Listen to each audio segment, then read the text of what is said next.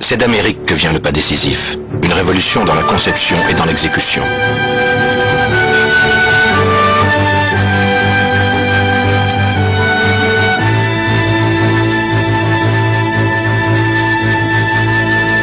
En 1908, Henry Ford a l'intuition qui bouleversera l'industrie. Il imagine l'automobile la plus simple à produire, la plus rustique, celle qu'aura envie d'acheter l'Amérique profonde, la fabuleuse Ford T. La transposition au XXe siècle du chariot bâché des pionniers de la marche vers l'Ouest. Little old Ford rambled right along, and the little old Ford rambled right along. The gas ran out in the big machine, but the darn little Ford don't need gasoline. The big limousine has to back downhill, but the plain little Ford is going up still. When it runs out of dope, just fill it up with soap, and the little Ford will ramble right along. Objectif de Ford, mettre le modèle T à la portée de toutes les bourses.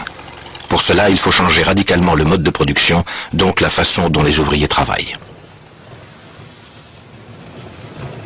Alors qu'il entreprend la réorganisation de son usine, Ford découvre les idées de l'ingénieur Frederick Taylor.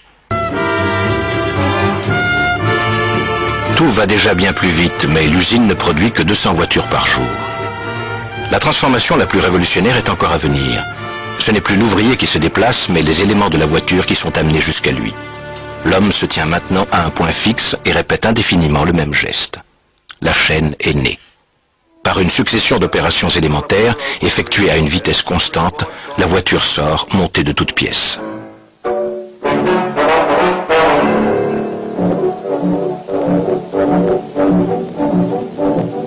And at that very moment, as the workmen began to fasten the parts onto the slowly moving car, the assembly line was born.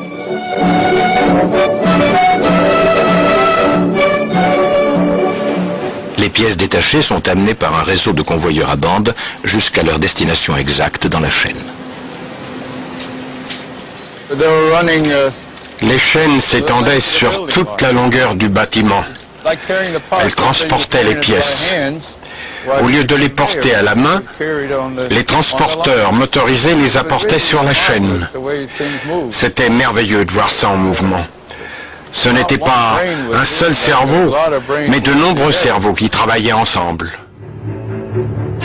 Les ouvriers ne sont plus que les rouages d'une gigantesque machine. Le système s'impose à eux autant pour les cadences que pour les rémunérations.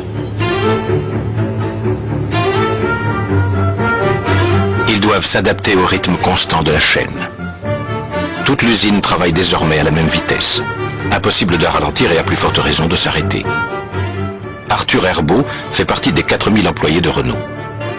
Je suis rentré sur Renault. Tout de suite, on m'a mis sur la chaîne. On enfilait les bleus et la chef d'équipe qui est venue m'a dit « Qu'est-ce que tu sais faire? Qu'est-ce que tu as fait? Hein, ça et ça. Bon, bah, tiens, à la boîte à outils, on va te faire voir, c'est comme ça que ça se monte. » Il fallait suivre et il fallait faire vite. Parce que si on ne remplissait pas notre tâche comme le programme avait été fait, on ne nous gardait pas, hein. On était débauchés, quoi. Ou ils nous cherchaient un autre poste, ailleurs. Le travail à la chaîne, c'est pas du travail intéressant, c'est pas un travail qui motive le gars, hein. On peut pas le motiver, c'est toujours faire la même chose. Il devient une mécanique. Il est obligé de suivre la mécanique d'abord. C'est le rendement. Beaucoup ne tiennent pas la cadence. Un ouvrier sur deux reste moins d'1 an dans ces entreprises. Les constructeurs ne s'en soucient guère, notamment Ford, car les remplaçants ne manquent pas, attirés par des salaires sensiblement plus élevés que dans les autres branches. Le temps de fabrication par voiture est tombé à 1h30. Ford affiche des bénéfices records. Il peut donc se permettre d'augmenter les salaires.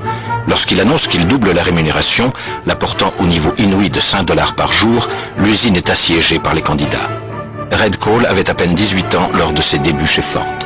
Ce qui m'a surtout marqué avec M. Ford, c'est qu'il a été le premier à payer 5 $ par jour. Pour moi, M. Ford était comme un dieu. Comme un dieu parce qu'il contrôlait des milliers et des milliers de personnes. Il organisait les gens les chaînes, les allées et venues, et les équipes, 3 équipes, 8 heures par équipe, matinée, après-midi et soirée. Et pour moi, c'était de l'horlogerie. J'étais très fier d'en faire partie. J'adorais ça.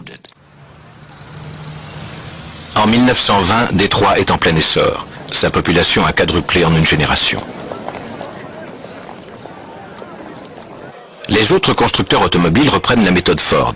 Production en série, coûts de production réduits, salaires élevés.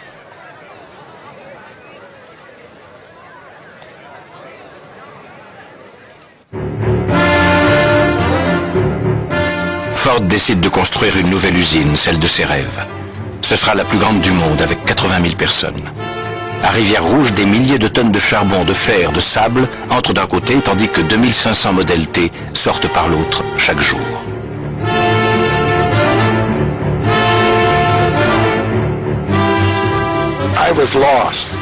J'étais perdu, complètement perdu. C'était tellement grand, tellement bruyant. Où on devait mettre ses habits, où manger son repas, où mettre sa gamelle. On ne savait pas. Et on avait peur de se déplacer.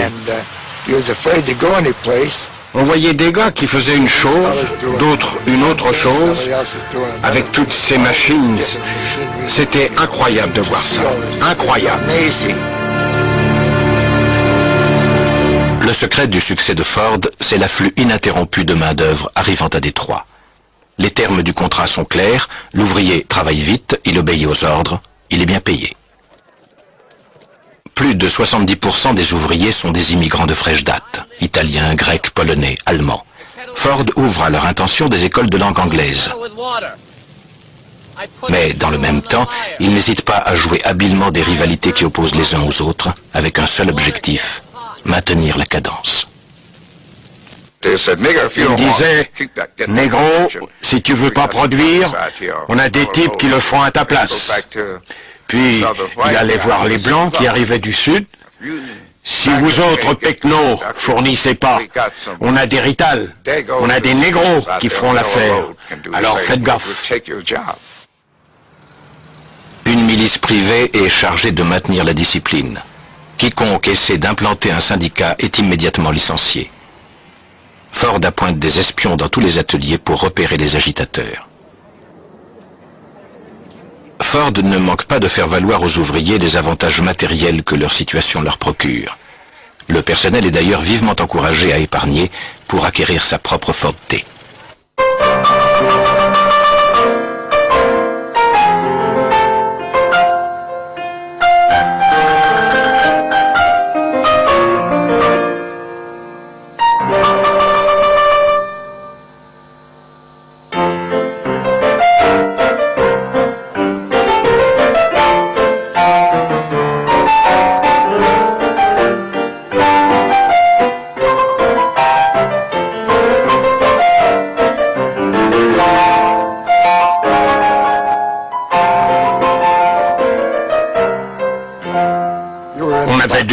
On pouvait se payer ceci et encore cela, et même une voiture neuve.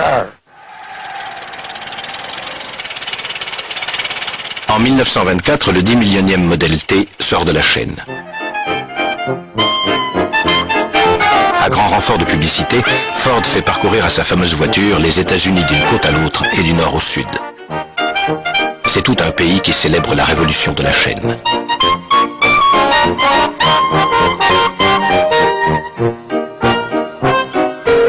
Le Français André Citroën est le premier en Europe à comprendre et adapter les procédés américains.